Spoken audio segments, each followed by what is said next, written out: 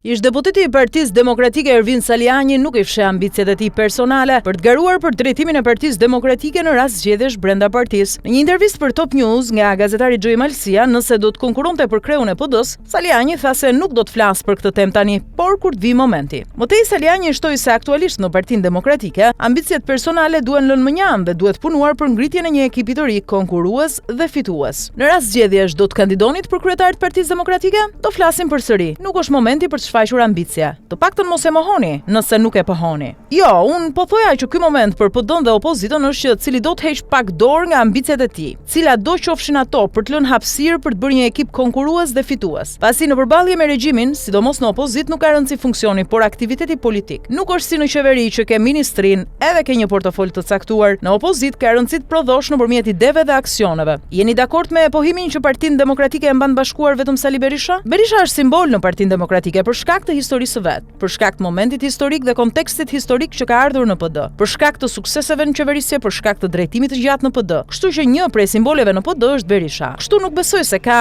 ndokush kontestim për këtë. Por pa diskutim që Berisha si simbol do të shërbej për herë si ndër elementët përbashkues në Partinë Demokratike, përfundon Saliani.